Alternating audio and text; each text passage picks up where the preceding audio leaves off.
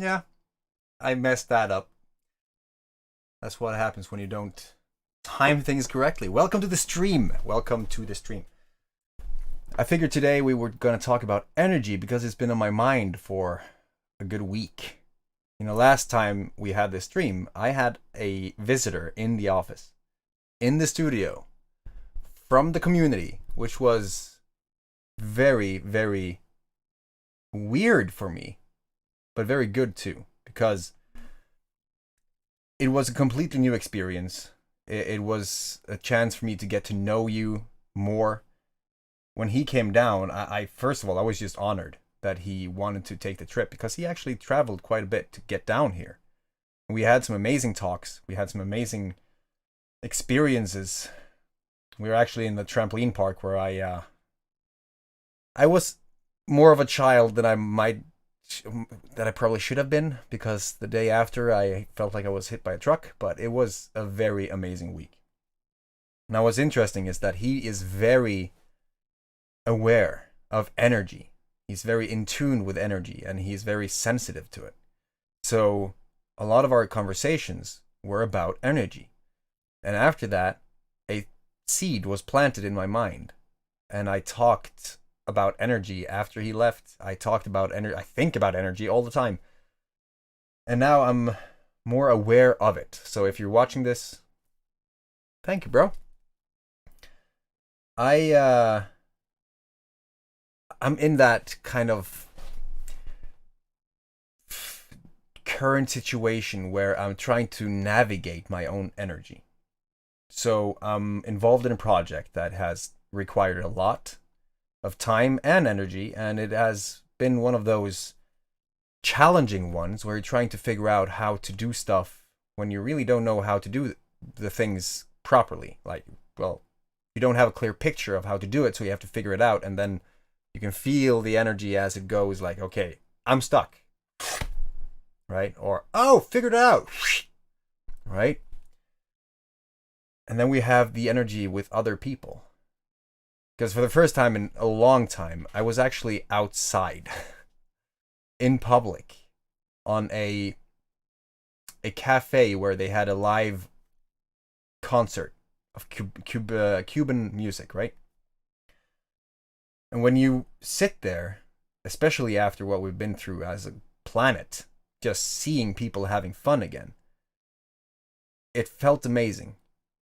And I was thinking, like, this is actually exactly what I've been talking about, where if you go into a environment where a lot of people are sharing a good energy, a positive vibe, you can be picked up by that. You can feel that really intimately. And it didn't seem like, because of course I started to talk about this, it didn't seem like people were that aware of it. They were just there to have a good time, but they didn't really think about why they felt that good. So that made me think a lot, and I'm not sure how much I've talked about energy here, but we have delved a little bit into it with the whole journey of the thought, where a thought manifests into an emotion, and that emotion will project a certain frequency into the field around you. And so you will affect other people with your energy, and you will feel other people's energy onto your system. You will kind of take it in, right? Empaths can do this just by listening to a thought or just listening to a sentence, and they will just get overwhelmed by the energy that is behind that emotion of what they're talking about. And those things are just super interesting. So first of all, we have the whole energy of an emotion, like just having the energy of, let's go back. How you feel in any given time of the day, right? Right now, I'm tired. I've been tired for a week, so my energy has been kind of slightly lower than it used to be. So I had to figure out how to raise that energy. So that energy is kind of very instantaneous. It's that type that you feel because you didn't take care of yourself, your sleep, your habits, your food, whatever. If I eat a burger right now, my energy will drop to the basement. Sorry, my throat has been really bugging me. So my body cannot take in these things without going into the basement. And I will feel horrible. And if I don't sleep, I feel horrible. If I get overworked, I feel horrible. But then it's the energy of what other people will think, right? Excuse me, just a second. Sometimes my, the energy of people having a certain feeling about a certain topic. So let's say that you say something. You're in the middle of a discussion and you talk about something, and all of a sudden you say some word or some sentence that someone will pick up, and they will have a different reaction to it than what you intended. And so if you are aware, you can feel that the flow, the everything, the connection, it just drops instantaneously. And this is where it really fascinates me, when people are not aware of that energy, of what they produce, right? Because you can basically consider yourself a thermostat. You're thinking a thought. You're going around this in your head. You're thinking about all the things that makes this either awesome or bad. And depending on which spectre or which side of the spectrum you're landing on, you will affect the people around you. And I've seen this a couple of times this week, where people have had a negative reaction to something, and they will bring everyone else down with them. And they don't see it happening. And so this is why I started to really focus on what is happening here. How can you make that shift? How can you make people aware of what that is? And how can you make that get back up to the status quo, or a more positive, neutral level of energy? And so I've been reading, I've been studying, I've been reflecting. I haven't been meditating, which is one of those idiotic things that, you know what you have to do, but you don't do it. I've been really sucky at that whole meditation practice lately.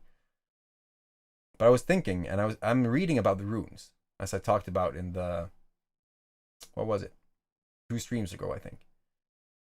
Where the energy of the runes themselves will have an impact on the environment they're in, and the intention behind them, and what they're carved into, right? So by now we have like 3 different kinds of energy, just to start off with. And then there's the energy of the earth, the cosmos, the energy that keeps everything going around, the electromagnetic energy, the energy that is fueling my equipment right now, making you able to see this, the power, the energy that we have harnessed, right? The energy that runs us, the quantum fluctuations in a vacuum on a Planck scale. All of this energy, it's all over us, and I cannot believe that I haven't been more enveloped in it before.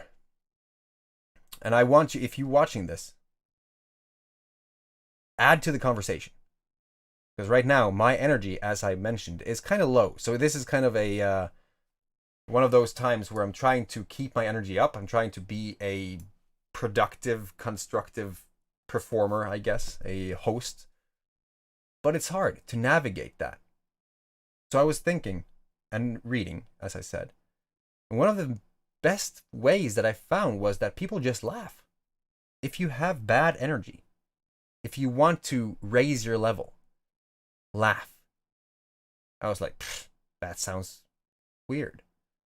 But here I was, sitting in the office, right? Thinking, if I laugh, is it like genuine? Is that something that I would pick up? Like, my brain knows that I'm not really having a good time, or my brain knows that I'm trying to fake something upon it. So would it pick it up? I'm sitting here, I'm just going like,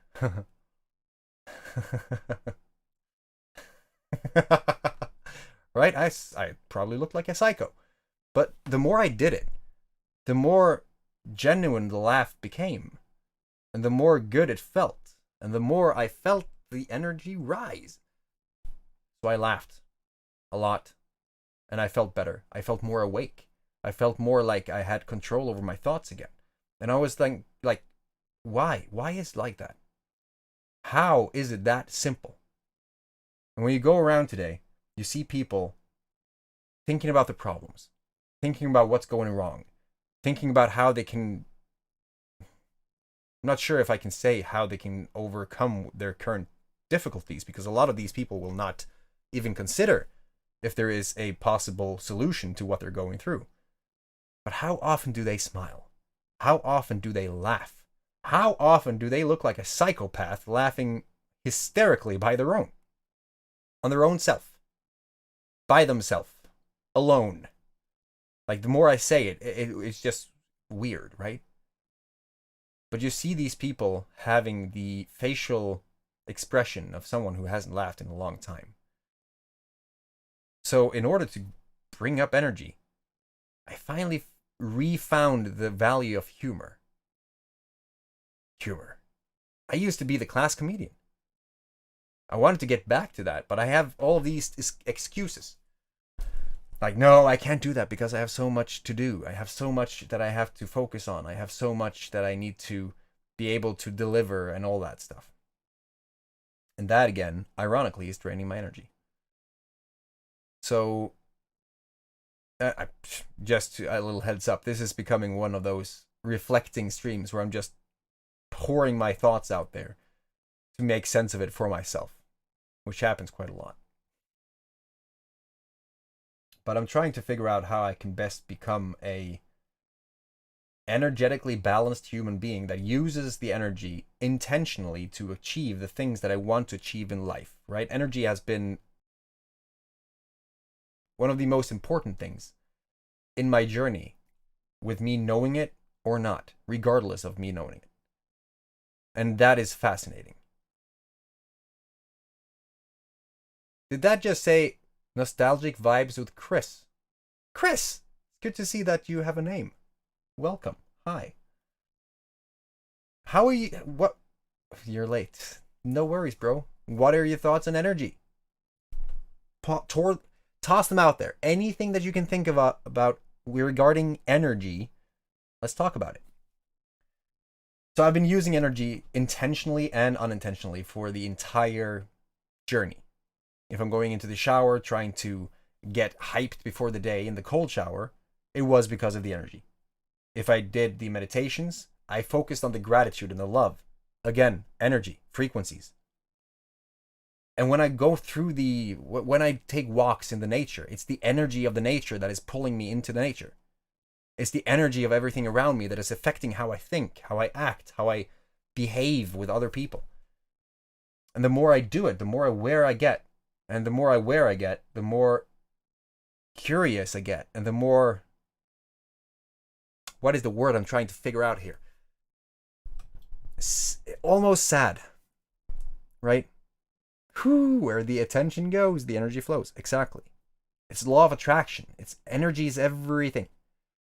I've been trying to figure out how to be of benefit to other people by knowing about my energy. It just scared the living crap out of me because someone just walked out outside my window, and that is not a normal thing here. But it's fascinating how when you become aware of something, when you see something that has been a part of your life, or you see something that you really haven't thought about, but it has had a tremendous effect on who you are and how you act, all of a sudden becoming aware of it kind of changed the entire paradigm. It's like before I knew the sentence that I love saying, I'm nothing but a subatomic quantum fluctuation in a vacuum on a Planck scale. The moment I saw that or understood what that meant, my paradigm shifted. It was that one piece of information, that one thing that has been with me forever, but I really didn't think about it. And now I am in that same thing again with energy, because I'm trying to figure out how just doing this. Have you tried this? Have you felt what's going on between your hands when you're doing this? That's energy, right? And people are doing these amazing things. And when you get control over it, I'm not even going to try to pretend that I'm going to know what that looks like, because I have no idea. But I'm looking forward to it, and it's just one of those steps on the journey. That next thing, right? Because I focused on quantum physics and epigenetics for so long that I started to see that there was a repeating pattern. There was something that just went and came and was the same thing, just labeled differently. And the more I read, the more I understood that I actually understood it. Now I want to do the same thing with energy, and it has completely shaped my entire week. Having these conversations with this friend from the community, where he's talking about how he is interpreting energy, has completely opened my eyes. Because everyone does it differently, right? And some people have this force within them that is so strong that other people will just pick it up. Some people are born with this excess flow of energy, and they don't really understand how to use it. So let's talk about ghosts. In my opinion, what we consider ghosts might just be energy fluctuations from a different timeline or whatever. Let's say that you can communicate with something that is not directly there, but there is an energy there. You can feel it. Some people have been said to have seen it and communicate with it.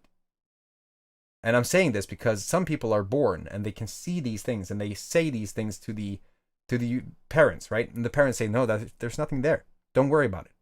And so they will put a lid on it. They will start to diminish their energy towards what they're seeing. And they will make them not believe in it that much anymore, because all of a sudden, no, it's just fake. It's in my head, right? Everyone else who I trust say that is fake. And so they stop.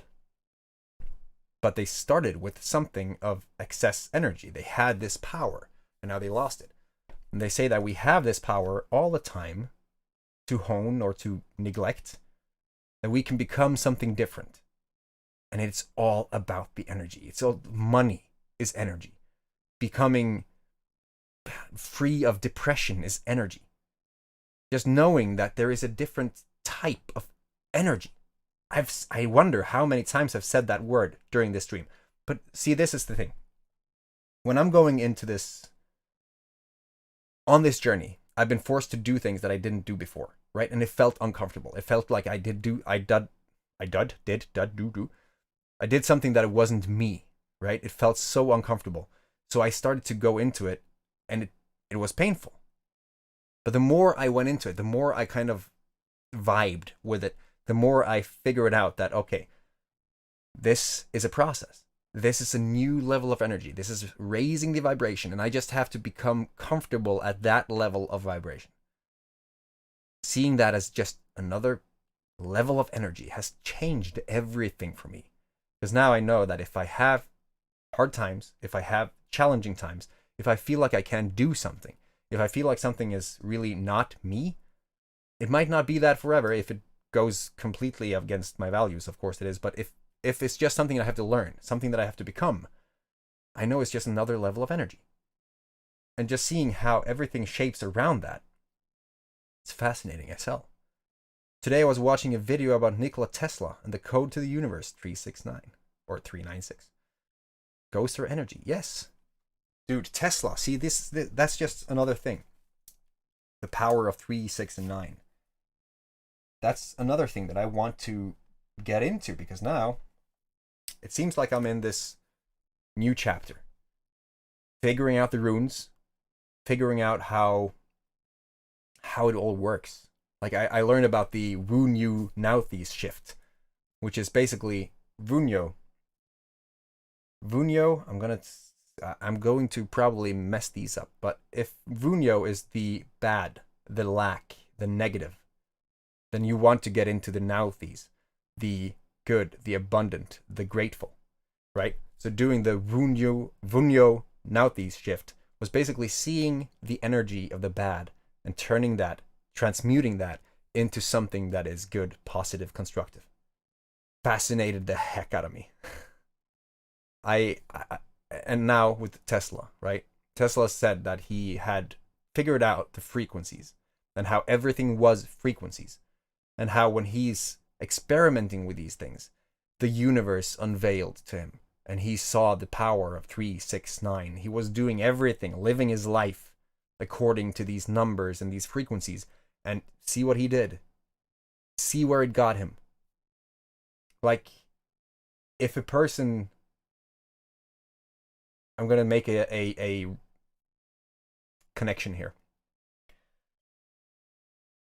I used to say that I wasn't smart. I used to say that I was not a person who did certain things, and I did not do math because I sucked. I was just not into math. I even thought that I had dyscalculia, where you don't understand math at all, right? But it's all about what level of energy you put into it. If you really want to learn. Tesla did a whole lot of shit. He probably didn't know a lot of these things because he invented these things, right? But he went into there with the curiosity, with the energy, with the insatiable need to know. And that curiosity, that's the thing that I've found the last 2 years that has just shifted everything. That gave me this new way of looking at life. Now I know these things that I never even thought about before, and I see patterns in how everything goes in my life. I see how I act. I see my patterns. I see my behaviors, my thoughts. I see repeating patterns. I can basically predict my future, which is weird, because I know that it all depends on what I want to put into it. I even thought about doing these courses or taking up education to really get into this, but I'm not sure anymore. What about yin and yang and karma? Oh, yeah. I was looking at that today, actually, and yesterday. There is a term called samadhi. Samadhi is basically a level of mentality or a consciousness that is nothing. It's where you have so much control, so much faith in yourself, that you do not see things as good or bad. You see things as they are, almost. Like, you see things as they truly are. It's hard to explain. Samadhi basically has no thing to translate into, but it's like when, before you knew a bird was a bird, it was less than a thought. Does that make sense? The moment you learned that a bird is a bird, it was a thought. Does that make sense? Samadhi is basically being nothing. And that's where yin and yang comes in. It's when you see this infinite, forever growing relationship between what is not, the good and the bad, the night and the day, the cold and the warm, all these things, the balance. Figuring out the balance and knowing that all these things are necessary, vibrating in harmony, in this, let's say that it's probably an energy, right? If you have too much positivity, you probably cannot handle the negativity. If you have too much negativity, you will not be able to have positivity. So you need to have these both things balanced out. When you have those balanced out, the energy between them will be in harmony. And when they are in harmony, you have a clarity that you can go into and see things differently, navigate things differently. And so to see that, all right, I am who I am because I was taught. Now, who do I have to become, or who do I have to let go to become, let's say, enlightened? Because I think samadhi is one of those things that people will devote their lives into monks, all these ancient elders, these wisdom seekers, these mystics in the mountains, the people that will just sit there and focus on a thing until it disappears, right? Let's say that's a samadhi. If you focus on, there's an exercise called the heart of the rose. And the heart of the rose basically is that you stare into the heart of the rose, right? Into the eye of the crown. And you focus hard. Now, at some point, if you do this long enough, it's going to disappear. You're going to fall into it, and it's going to disappear. You're not watching the heart of the rose anymore. What if samadhi is doing the same thing to you? You're removing all the things around you that is you. Looking at yourself from something infinitely bigger than what we can possibly comprehend right now, until you disappear and you become one. You become so one with everything that you're gone, right? There's actually a cave in India. I think a lot of things have happened in India, but in this cave there was a guy that left the village. He go into the cave. He eats nothing but algae that is growing on the walls of the cave. So much, in fact, that he became green. And in this wall, there is 2 holes that goes in, that is formed as hands. And it's said that he put his hands onto the wall, the cave walls, and his hands just materialized or dematerialized into the wall. And then he pulled them out, and those holes are still there. So what if he reached samadhi, and he reached that energetic level of being able to not see himself as anything more than just a part of this subatomic structure of reality, being able to manipulate a rock and then go into it with his hands, leaving this trace forever? Because how can you explain that? The holes are there. You can put your hands in there. You can feel that is actually fists and stuff in there. How can you do that? That's interesting to me. Yeah. See, it blows my mind when I learn things about what people have done before. And this is also in energy. Today, right now, I have this little thing that I can probably hear on my microphone if it goes off right now. That right? There is Wi-Fi here right now. There is satellite signals right now. There is a lot of signals all over me, all over you, all over everyone. It's encompassing the earth. It is basically interacting with the whole natural frequency of the earth, right? Before we made all these things, the energy was pure, completely pure. It was probably only consisting of the people in the energy field, like the people in meditation and stuff, and the natural Schumann resonance of the earth. So not much going on, meaning that you probably could go into states that is a lot less interacted with than today. Because where do you have to go today to become completely void of all electromagnetic frequencies? Probably have to create a Faraday cage or something. But that's my theory, that back in the day, the frequencies, the energy was so pure that people could do these amazing things. Amazing things. There's so many theories on how the pyramids were built, right? Some people say that they were built with audio waves, energy, sound energy, that levitated the blocks. Now, who knows? Some people say it was slaves. Some people say it was aliens. Some people say that they had the dinosaurs. Don't know if they had dinosaurs. But the thing is, there's a lot of different explanations to a lot of different things that is inexplicable. Hieroglyphs showing people using energy, using these things, depicting the pineal gland, the eye of Horus, right? These things that is just, how did they know that? All those things. I think it's because they did not have all these interfering things that we have today. They were able to do amazing things back then. They created Machu Picchu, Göbekli Tepe, all these amazing sites on planet Earth that one can go and see right now that have architecture and technology that we are unable to create today. How? I think it's because they could communicate, collectively cooperate, or maybe they had help, who knows? But there was a lot going on back then that we cannot explain today. And today we are so affected by our own technology that we are unable to get to that point where we are just pure. Right? We have so much stuff in our systems right now, like microplastics and all these things that are just interfering with our natural flow, that I think is hard to become what they could become back then. Metaphysical questions. Yes. I love metaphysics. There's so much that we have not figured out yet.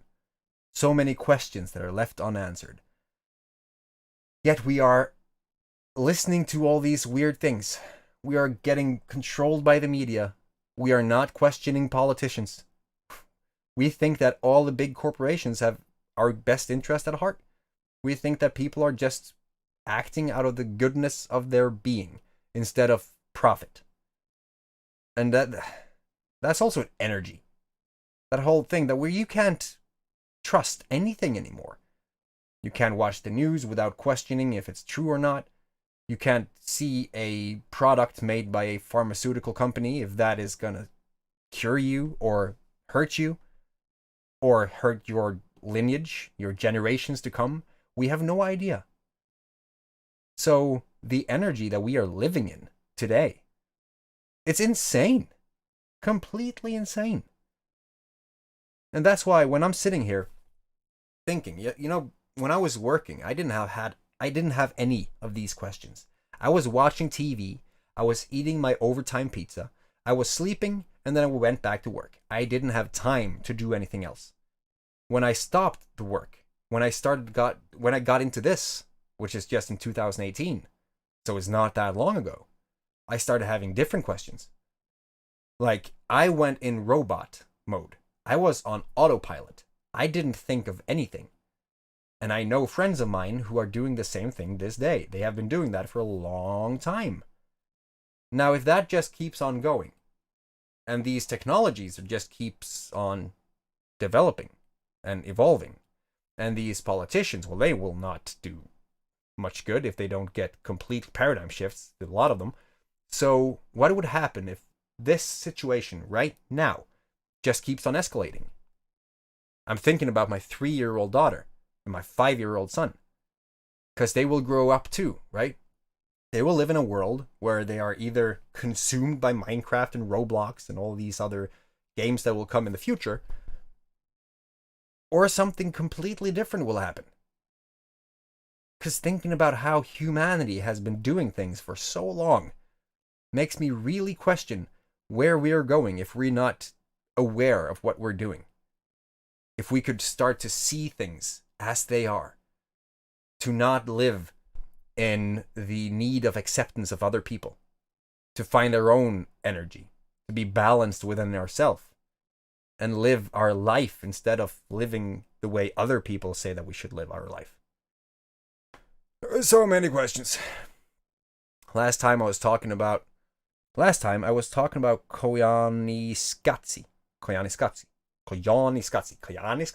That's a weird name. It's hard. It's a movie, which means a world out of balance. We need balance and stability in our society right now. And technology is advancing at a higher rate. Exactly. Moore's law. It states that every second or fourth year, the power of the technology will expand exponentially. Now, that we can see that. I remember a time where my phone was a flip phone and it could only call. And here we are with everything the planet has ever known is stored in this little plastic device, and it is able to do unheard things at our bidding. It's insane. But yes, a world out of balance. It's basically the whole prediction of Aldous Huxley. He wrote the book A Brave New World, where everything is basically just flung out at us. Misinformation, falseness, mixed with the goodness and the reality and the truth, making us not know what the heck is the truth. We don't know what is reality. We have no idea what's going on. And that is frightening, seeing that this was written in the 30s or 60s. I'm not going to say when it was written. It was written a long time ago, before this happened. And that is truly an interesting fact to behold, that it has actually come to pass. And we are living it right now. We have a choice. Everyone has a choice. If we do not support these people running our lives, we don't have to support them. But that takes a lot. It takes the collective knowledge, the collective belief that we can actually create a difference. So how do you do that? I would say it's about sharing this energy, these thoughts, these ideas, to see that there's other people. There are other people in the world right now thinking exactly what you are thinking. meaning that they are seeking questions or seeking answers to their questions, figuring, am I supposed to do this? Is this life? Is there anything else I could do? Is there anything I could do that would make a difference? With enough people, there is possibilities to make a difference. I'm still trying to figure out how to actually accomplish that when everything you talk about that is the truth gets shadow banned. That's an interesting thing. What do you think about time? Oh, your questions, bro. So, I go to bed at 10 and I get up at 5 a.m. Normally, if you discount the summertime, that is when the sun goes down, that's when the sun comes up, right? And that's called a circadian rhythm. So I try to follow the sun, the movement of the sun. And when I do this, I feel more relaxed. I feel more at peace. I feel more balanced. But time, today, has become more of a control device. You know, in the Industrial Revolution, when all of these new technologies began, we had no idea about time. Time was, where was the sun on the sky, right? How much time do you think we have? Or when do you think it's going to get dark? Because we got to get back before it gets dark. Or, yes, see, now the nature is blossoming. The sun is over there. Now we have to plant our seeds. Now we have to do these things.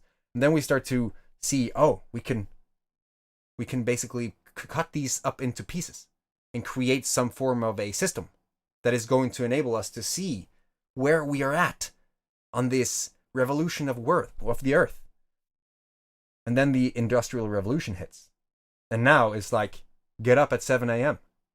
Be at work at this time.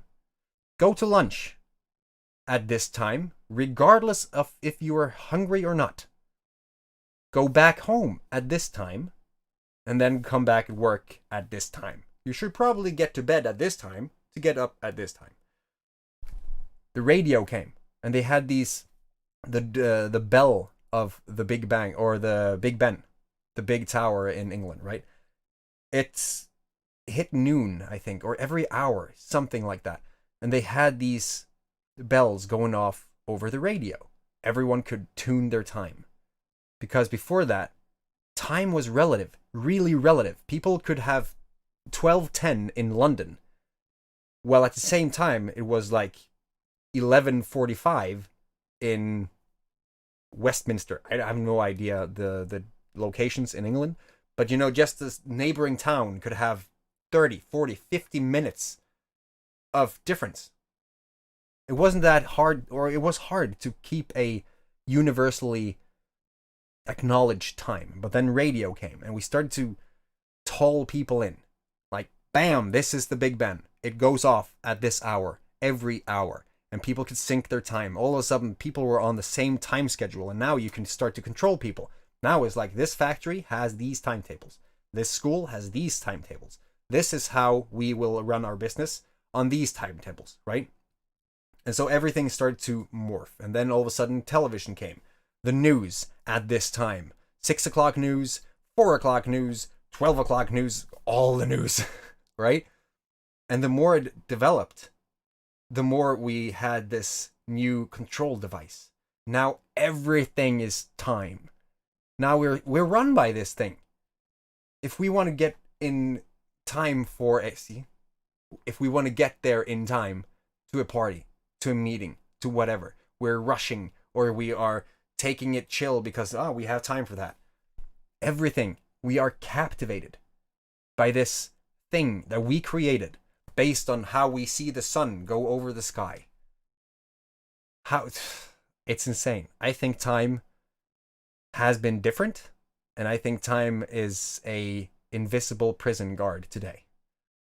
It has its good things too, of course, but I think it has more of a stressor than anything else. I think that time has been manipulated. Dude, have you seen Loki? The timekeepers? I think time is, when we talk about time, because if we think about our past, let's say that, let's go metaphysical. because I think that was your point. I really annoy myself with the Industrial Revolution.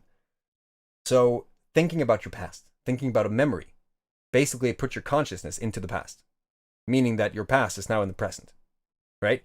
We can think about our death, making us able to travel into the future in some way. We can be at all given times, or at any given time, at all given time, at any given space in time, at any given moment of time.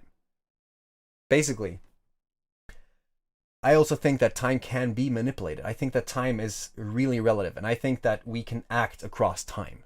I think that I've helped myself from the future, and I've been aware of what's happening. I've been thinking about something or doing something, and all of a sudden it's like, whoa, isn't this has happened. This has happened. I just saw something flash, right? And then time goes by, and all of a sudden I do something that is exactly the same that I saw back then. It was like, did I just have that flash that will aid me in the past that I did from now in my present, but which was the future in the past? You know Stamets, Paul Stamets, and he is, for those people who don't know who Paul Stamets is, he's an amazing person, and I will have him on this stream. He is a world-renowned mycologist. He knows a lot about mushrooms. He's probably the world-leading expert in mushrooms.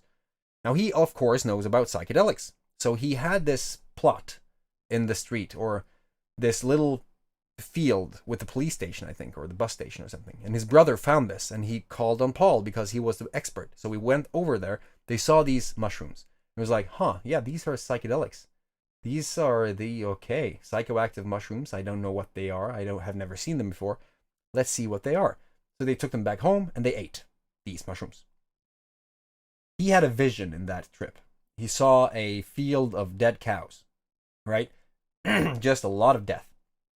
And so a few days later, a storm broke, and he had to travel up to his cabin to save his research papers. So he went up to the cabin, and when he was up there, the storm just picked up, and he couldn't get back down because now the water was so insanely strong, so he couldn't cross roads, and he was stuck on the road, or in the cabin. And then a few more days passed, and he could drive back down. And as he came down to the lowlands, right, he saw that there was a field. And in the field, there was a whole bunch of dead cows. So, did he see the future on a psychedelic trip in his past, which was then his present? Because I'm not sure how many people in here have done psychedelics, but when you do, time becomes something completely different. I was watching a tree for thousands of years, and I've had these thoughts that seem to have been going on for ages, but it was just like that, right? So depending on your level of mind, I think you can go into time with a completely different mindset. You can basically go in and see things differently and then interact with time differently. Slowing it down. It's like when you see a car crash, and I know this from experience. We were driving down a road, and as we were driving down, me and my dad, another car came back up, and he was driving so fast uphill that when he lost control of his car, he started to roll up the hill towards us. As this happened, my adrenaline spiked. My amygdala went into black. I saw this, and it went in slow motion. I saw the car coming towards us, very slow motion. And that fascinates the hell out of me. Now, I didn't really think about it back then, but that makes time relative. Right? As Einstein said, time is relative to the observer. Isn't that the thing? You can see the whole train going by and the people on the train moving at a speed. But time and the things that they will see is not the same as the things that you will see, because they move at a different pace with a different energy in time and space than you. I have to go back into that to really see that better. For example, the Spanish dictator ordered his people to change the time so that Spain could lead all the European countries by 1 hour. See, that's also interesting, and that just goes back into the fact that London had different time zones than Liverpool. Like back then it was really easy, because back then we didn't have the internet. We didn't have radio. We didn't have TV. We didn't have these smartphones that was syncing up to the world clock all the time. We didn't have atomic clocks. But Spanish dictator. See, that's interesting, because if people, and this goes into influence. This is the whole power of the feeble-minded, or the people who do not have a choice. Because if a king was to say that now this is the time, he is basically telling every piece of technology in the world or in his country to change, to shift to his desire. But the sun is still going its normal route, right? Unless he has dominion over the sun, which is hard. So this is, yeah, I have never heard of this. This is fascinating. But it's like the Spanish lisp, that people in Spain has this lisp because of a king who had a speech impairment, and he wanted everyone else to speak like him because he didn't want to be seen as a fool. And so then it started to become a thing that people had to speak like that, and over the generations people had that way of speaking Spanish. Like the European Spanish is completely different compared to the Southern American Spanish. That fascinates me.